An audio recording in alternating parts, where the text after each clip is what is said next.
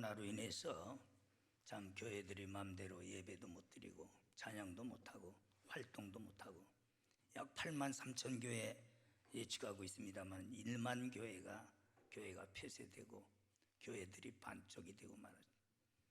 우리 한국의 기독교, 우리 개신교가 들은 지 약 130여 년 됐습니다만은 최악의 상태입니다.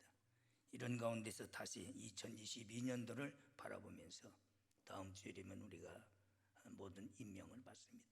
목회하면서 제가 항상 서운하고 허탈한 것은 임명받고 받은 후에 너무 새로운 각오와 결단이 없이 전과 같이 그냥 그렇게 가더라고요.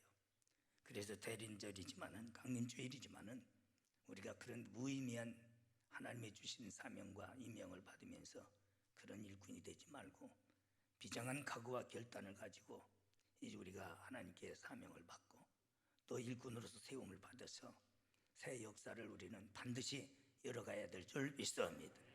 모세의 시대가 끝나고 여호수아의 시대가 왔습니다. 그러면서 그에게 하시는 말씀이 가라, 약속의 땅으로 가라, 주리라. 4절의 말씀, 너를 등이 당할 자가 없으리라 용기를 주십니다. 가는 자에게, 직분 감당하는 자에게 당할 자가 없는 거예요. 오늘날 제 직분 감당하지 못하니까 여지없이 악의 세력으로부터 무너집니다. 시대적으로 무너지고 마는 겁니다.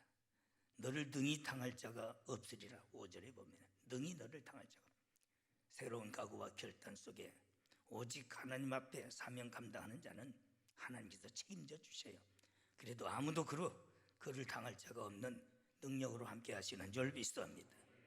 함께 하리라는 말씀이 4번이나 나옵니다. 반드시 사명감에 불타고 주의 일하는 자에게는 하나님이 함께 하시는 줄 믿습니다. 읽든 안 했지만 8절에서는 반드시 형통하리로다. 제가 여러분들을 보면은 그저 사명은 받았고 직분은 받았는데 감당을 한다라고. 그러니까 하는 일마다 형통하들 못해. 모든 것이 불통하더라고. 하나님은 공의로우신 하나님이야. 하나님이 일하는데 모든 일이 매사가 왜 불통이 되겠어요? 시원찮게 하니까, 안 하니까, 직무유기 하니까 안 되는 거죠. 우리가 하나님 앞에 직분 사명만 감당하면은 안 되는 것도 되게 하시는 하나님이야. 오히려 악을 선으로 바꾸시는 하나님이시고 모든 것을 합력하여 선을 이루시는 하나님의 뜻을 이루시는 역사를 만들어내는 줄 믿습니다. 이런 우리는 새로운 각오와 결단 속에 이 말씀 붙들고 결단 속에 다시 2022년도를 맞이하고 또 우리 교회는 47년도를 바라보면서 우리는 새로운 각오 속에 직분을 받아야 될 줄 믿습니다. 첫째, 통찰력이 지닌 사람, 바로 여호수아와 갈렙을 말할 수 있습니다. 긍정적인 사람이죠. 믿음의 사람입니다. 마태복음 14장 6절 9절 보면 모세가 파송한 민수기 14장 6절 9절 보면 12 중에서 10명은 다 부정적인 사람이요. 정탐하고 오라니까 다 부정적인 사람. 아주 간담이 썰렁하더라. 그들은 큰 네피림족인데 우리는 그들에 비하니까 메뚜기 다리에 불과하더라. 불가능하다고 그랬어요. 그러나 여호수아와 갈렙은 오직 통찰력이 있기 때문에 영적인 세계를 볼 수 있는 마음의 눈이 열렸기 때문에 비록 그들이 그런 거장이지만은 하나님이 함께 하시면은 그들은 우리의 밥이라고 그랬어요. 자신감을 가져야 될 줄 믿어. 하나님이 함께 하시는데 그까짓 게 뭐가 무서웠냐 말이에요. 교회에서도 보면 조금 시련, 고난, 역경, 어려운 일이 오면은 후들갑을 떠는, 못한다고 안 된다고, 시대가 어떤데, 지금 형편이 어떤데, 똑같은 소리 하는 것들이 교회 장로들 모인 당에도 그렇고 재직들 모인 재직회도 그렇고 모든 기관도 아주 그 소리가 커.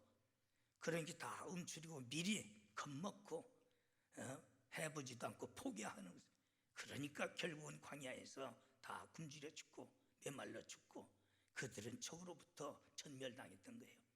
예나 지금이나 광야교회나 지금 말세교회나 똑같은 겁니다. 그렇게 참 비참하게 사라집니까? 그러나 여호수아와 갈렙은 그들은 우리의 밥이고 우리 하나님이 함께 하시면은 능히 이길 수 있더라고. 그리고 에스콜 골짜기에서 포도송이를 그들이 메고 와서 백성들 앞에 보여줘요. 바로 소망을 주기 위해서. 바로 이것이 통찰력을 지닌 바로 새로운 일꾼이요. 여러분들은 그런 통찰력을 가지고 하나님의 섭리를 볼 줄 알아야 되고 하나님의 역사하심을 확신해야 될 줄 믿습니다. 영적인 통찰력이 있어야만이 히브론을 볼 수 있는데 육적인 눈만 떠가지고 저 소돔 고모라만 봤던 바로 이 롯의 가정이 비참해지지 않습니까? 첫째, 우리는 통찰력을 가지고 하나님의 주권을 긍정적인 신앙으로 받아들여야 될 줄 믿습니다. 주권이란 것은 하나님의 독자적인 행사로서 하나님이 결정해 놓은 것을 하나님은 시행하시는 겁니다. 하나님은 누구랑 상의하십니까? 그렇잖아요. 전지전능하신 하나님이요, 무소불능하신 하나님이요, 무소부재하신 하나님이요. 그렇기 때문에 독자적으로 하나님께서 정해 놓으시고 그 뜻을 행하시는 그 하나님, 바로 이것이 하나님의 주권이요, 이것을 우리는 긍정적으로 받아들여야 될 줄 믿습니다. 주권이라는 것은 이렇게 흔들림이 없어요. 하나님은 절대 편개시키지 않습니다.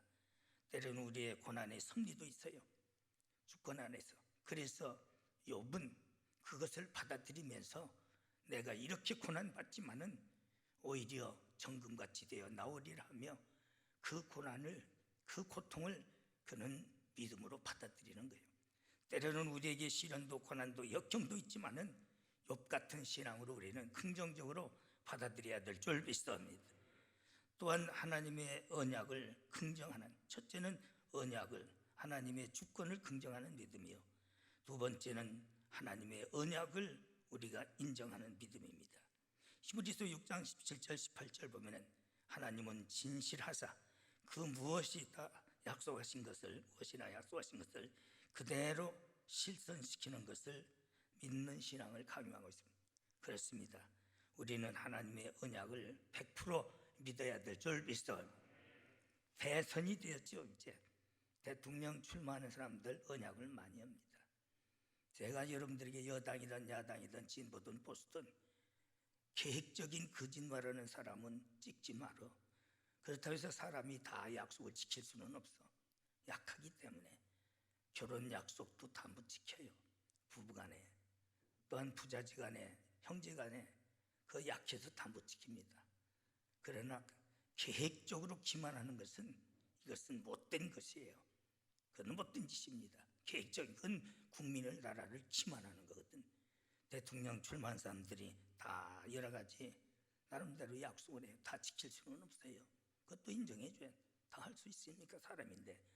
그러나 안 될 것인 줄 알면서도 기만하는 것은 여러분들이 기만당하는 거야. 하나님은 약해서 그 약속을 못 지키시는 분이 아니야. 말씀하신 것은 100% 이상 하나님은 그대로 지켜나가시는 줄 믿습니다. 그것이 언약이에요. 그 언약을 우리는 믿어야 될 줄 믿습니다. 그 언약을 믿어야 되는 거예요. 그래서 하나님의 언약을 긍정하는 신앙. 세 번째는 하나님의 축복을 절대 긍정하는 믿음입니다. 히브리서 6장 13절 보면은 하나님은 아브라함에게 약속하실 때에 자기 가리켜 맹세할 자가 자기보다 더 큰 이가 없으므로 자기를 가리켜 맹세하여 가라사대 내가 반드시 너를 복주고 복주며 너를 번성케 하고 번성하게 하리라. 할렐루야. 하나님보다 더 큰 자가 없어. 대개 보면 조상을 두고 맹세하는 사람, 아버지 이름을 두고 맹세하는 사람 여러 가지 있지만은 하나님보다 더 큰 이가 없기 때문에 하나님의 이름으로 아브라함에게 맹세, 반드시 내가 너에게 복을 주고 주리라.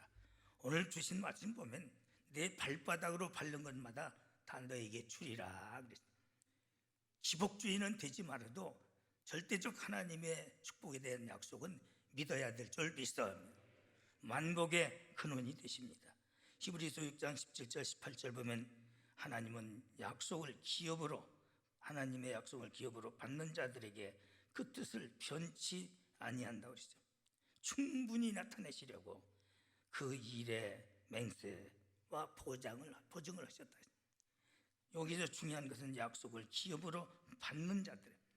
우리는 믿음으로 하나님의 약속을 기업으로 받는 이런 확고한 하나님의 축복에 대한 약속을 우리는 믿어야 될 줄 믿어. 믿어봤자 그렇더라. 교회 다녀봤자 그렇더라. 그런 사람은 못 받아요. 반드시 받는다. 확고한 약속을 우리는 믿어야 될 줄 믿습니다. 의심하면 받은 줄로 생각지도 말라고 그랬어요.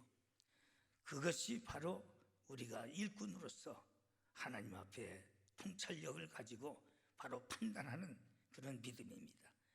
확고부동한 신앙으로 강하고 담대해야 된다. 그게 두 번째는 우리가 새 일꾼으로서 또 2022년도를 맞이하며 또한 하나님 앞에 우리 교회 47년을 맞이하면서 세움을 받을 때 어떠한 태도가 돼야 되는가? 바로 우리는 어떠한 도전에도 공격에도 우리는 힘차게 전진할지언정 뒤로 물러가 침륜에 빠지는 비겁한 자가 되지 말아야 될 줄 믿습니다. 우리는 확고부동한 신앙입니다. 강하고 담대하라. 너희들은 강하고 담대하라.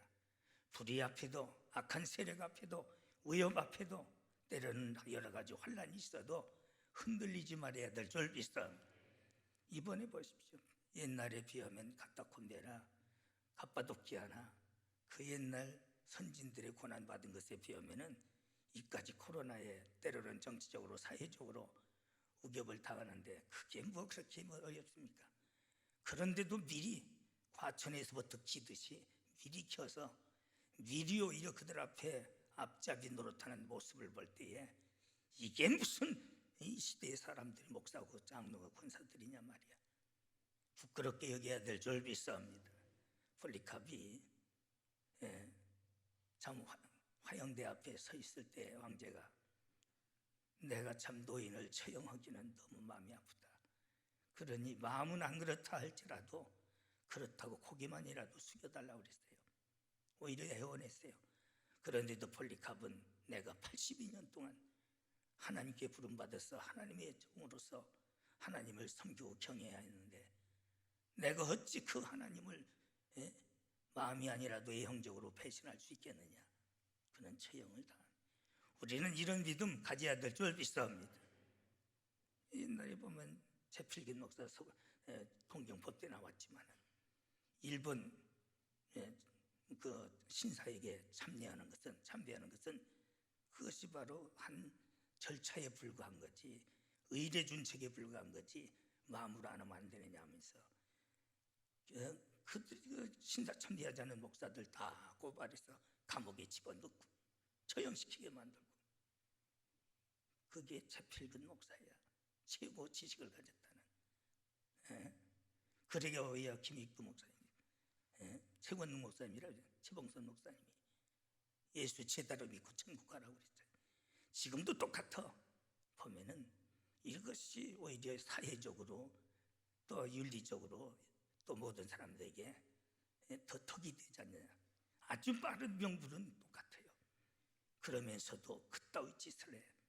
만인 앞에 시인하면 나도 내 아버지 앞에서 너희를 시인할 거지. 만인 앞에서 나를 부인하면 나도 아버지 앞에서 너를 모른다 하리란 말이에요. 우리는 마음으로 믿어 이르지만 만인 앞에 별로 시인할 수 있는 이런 용기 있는 믿음을 가져야 될 줄 믿습니다. 그럴 때 직분 감당하지 않느냐 이야. 참 너무 한심스러운 거예요. 그래도 우리 교회는 좀 모범적인 교회라고 사람들이 평가를 해요. 그런데도 보니까 이것밖에 안 되나. 내가 설교한 것들이 너무 허탄하기도 하고 그럴 때가 많더라고요. 여러분 이제 우리는 새롭게 결단해야 돼. 각오해야 될 줄 믿습니다. 그래서 강하고 담대한 우리가 믿음을 가져야 될 줄 믿습니다. 여기서 보면은 하나님께서 우리에게 주신 사명이 어떤 사명, 하나님께서 자신을 성별하여 세워주심을 확신해야 돼요.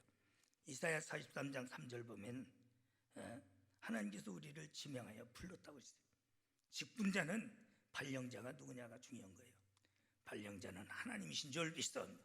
목사도 장로도 권사도 집사도 교사도 모든 예배에 하나님 앞에 사명을 받은 자들도 발령자가 하나님이시.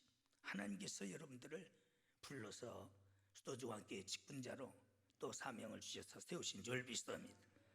어디서나 하나님께 함께 하심을 우리는 믿는 믿음입니다.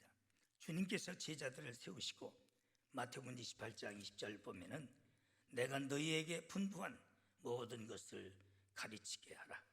볼지어다 내가 세상 끝날까지 너희와 항상 함께 있으리라 하시니라. 하나님 앞에 사명 받은 자에게는 하나님이 세상 끝날까지 함께 하시는 줄 믿사옵니다. 그러니 너희들은 강하고 담대하라. 오늘날 너무 인간적으로 생각, 1년에 한 번씩 그저 직분 제8령을 받고 세움을 받는다. 너무 안 이런 거예요. 그 자체가 얼마나 하나님 앞에 부끄러우냐 이게.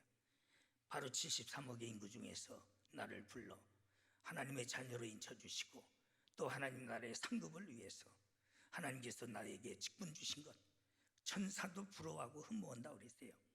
그 직분의 기중성을 깨닫고 우리는 새로운 각오와 결단을 해야 될 줄 믿사옵니다. 바로 이렇게 직분 주신 자에게는 세상 끝날까지 함께하리라 했어요. 하나님이 함께 하시면 누가 당할 자가 있겠느냐 이게요.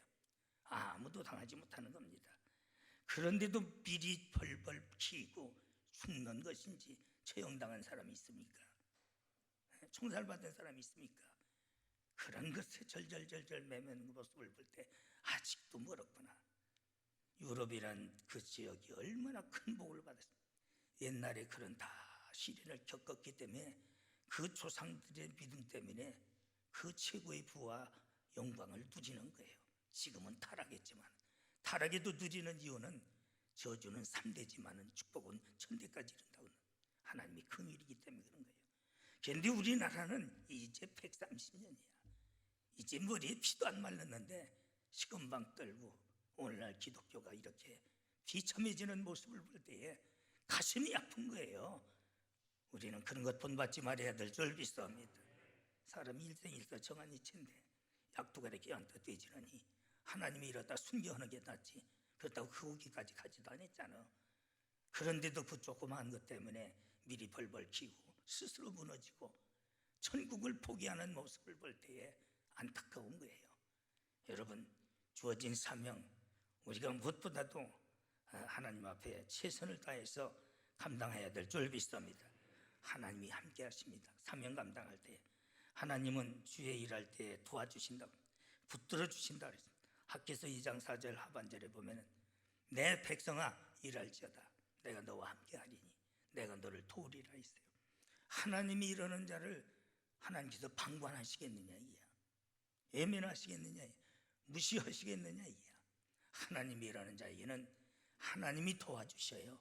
가정도 도와주시고 여러분들의 모든 하는 일도 하나님이 도와주시고 하나님이 함께 하시는 줄 믿사옵니다.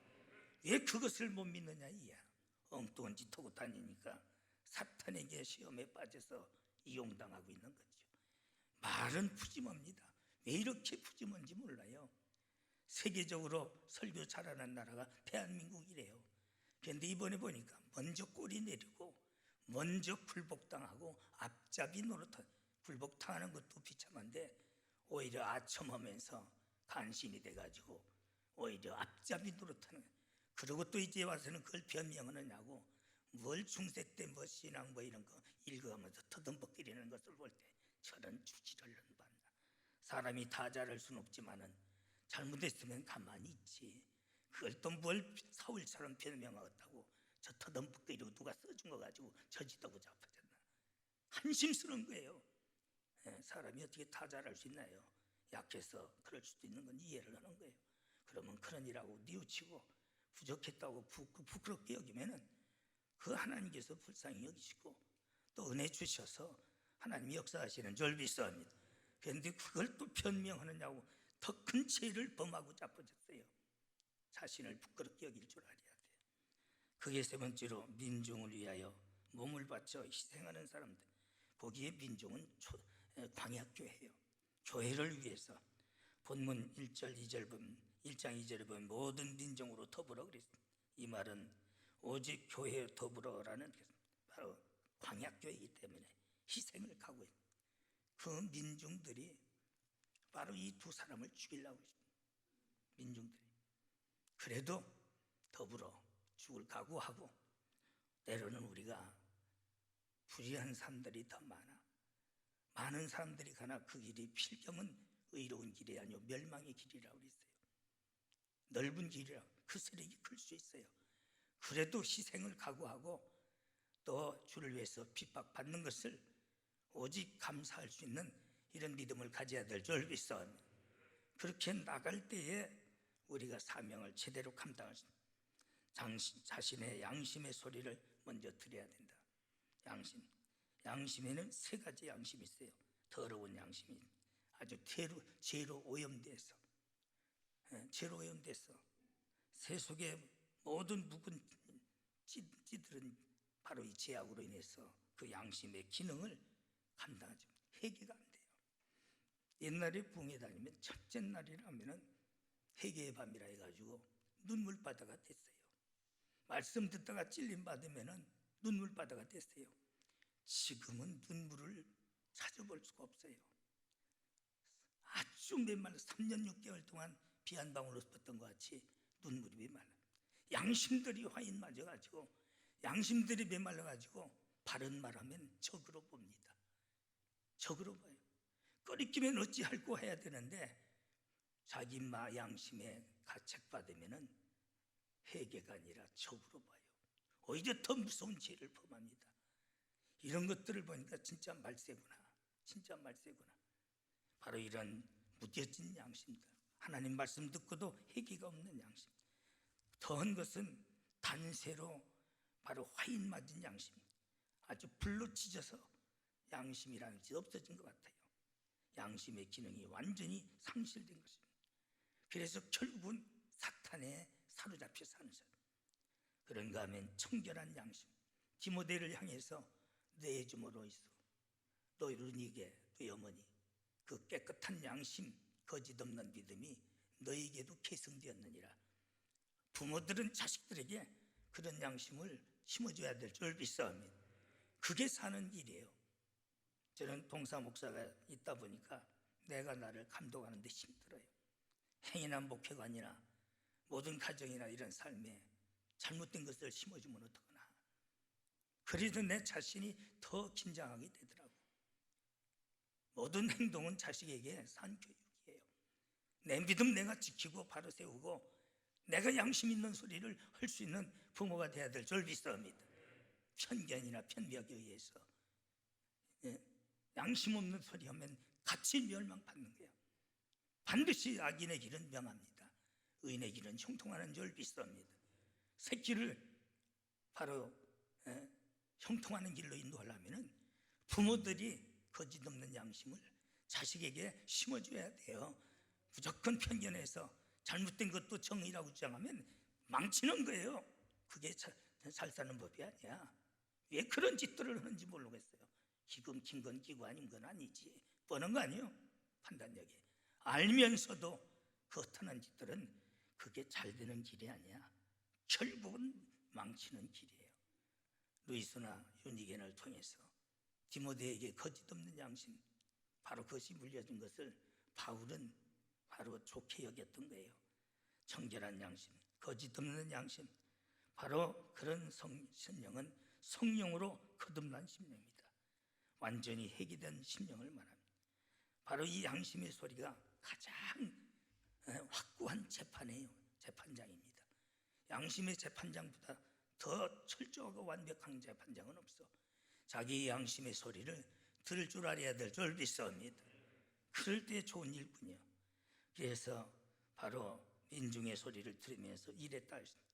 민중은 역사의 소리를 말합니다.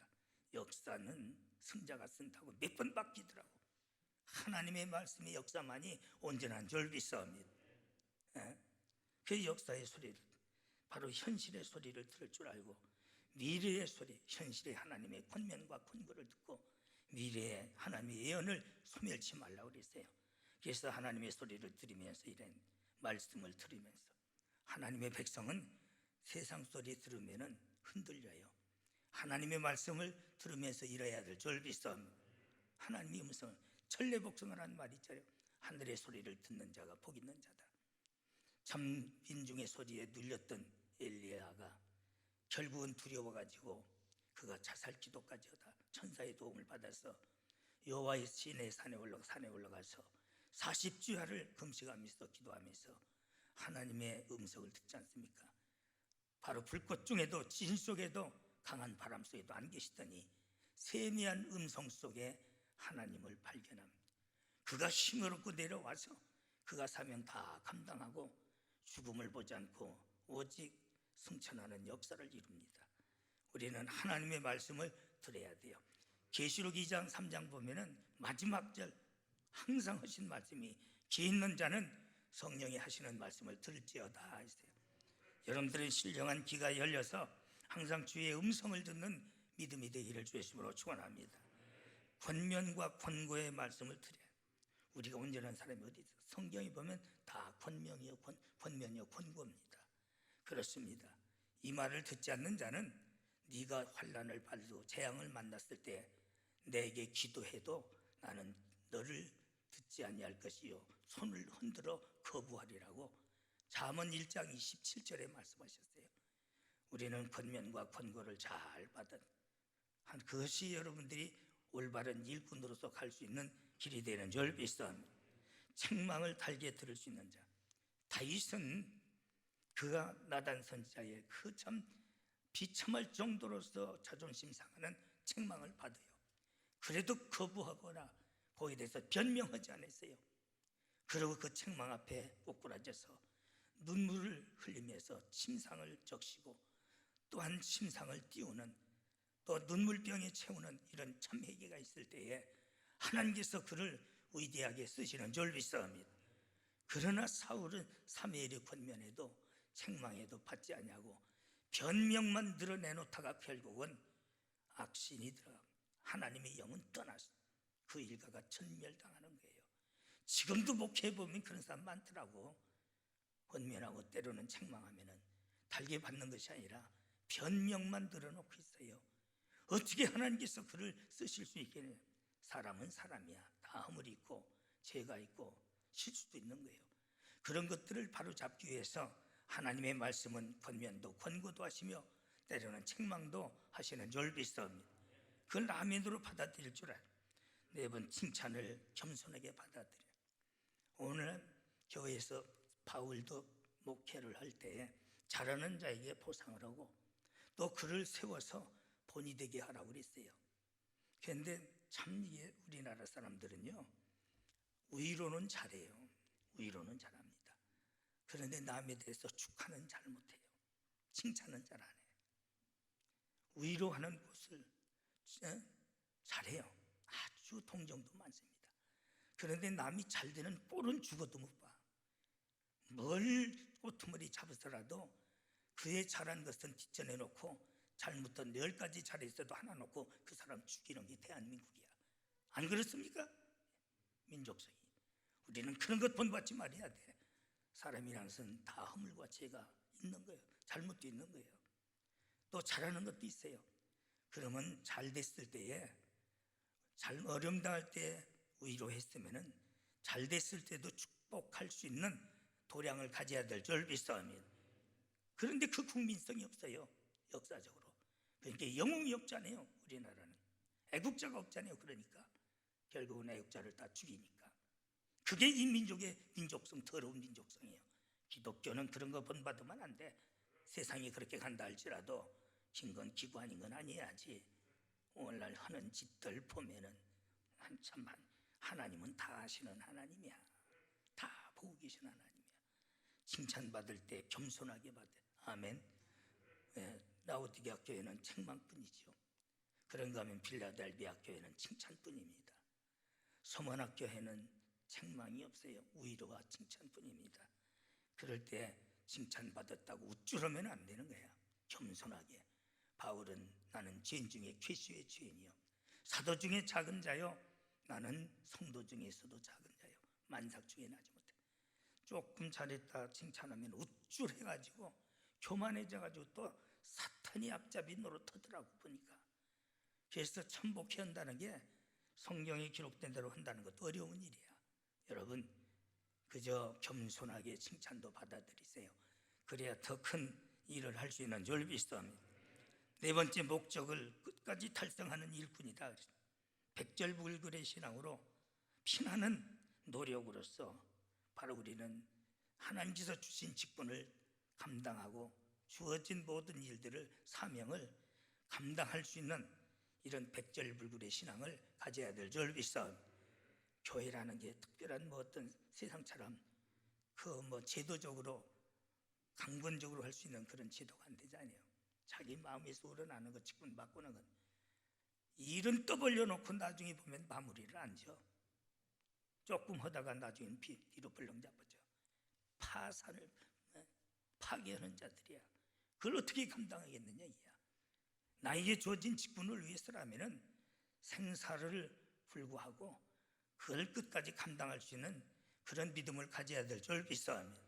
떠벌려 놓고 가다가 중지하냐면 아니간 것만 못하다고 그랬어요. 예? 그런데 보면은 시작은 해놓고 제 기분, 감정, 형편, 처지 따지면서 슬그머니 물러나버려. 다 변명은 있어. 마치 다시 들어가는 배가 있으니까 그 배 타는 거야. 그 배가 그대로 갔습니까? 결국은 그 배에서 바닷속에 기어들어가서 고기 뱃속에서 지옥에 3일 동안 고통을 받잖아요. 그 많은 배 안에 있는 사람들이 고통을 받잖아요. 그래도 마치 다시 들어가는 변명할 수 있는 배가 있더라고. 이 핑계 저 핑계. 목사가 그거 모릅니까?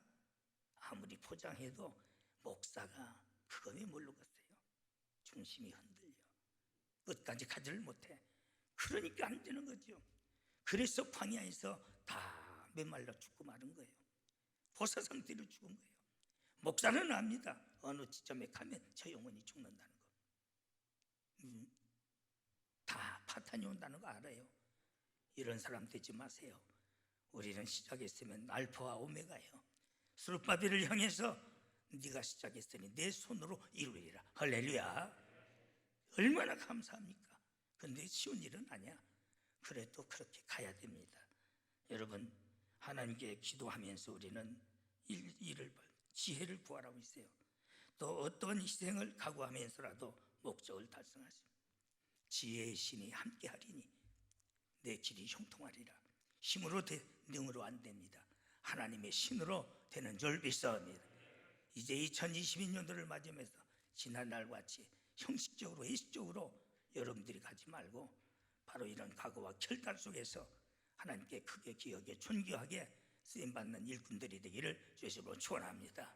하나님 택정하시고 불러주시고 하나님의 자녀된 것도 우리는 감당할 수 없는 은혜인데 하나님께서 큰 상급을 주시고 다스리는 권세까지 주시려고 우리를 불러 직분자로 세우십니다. 그저 무의미하게 받지 않게 하여 주시옵시고 새로운 비장한 결단 속에 이 말씀 붙들고 새롭게 시작할 수 있도록 성령님 도와주시옵소서. 예수님의 이름으로 간절히 기도드리옵나이다. 아멘.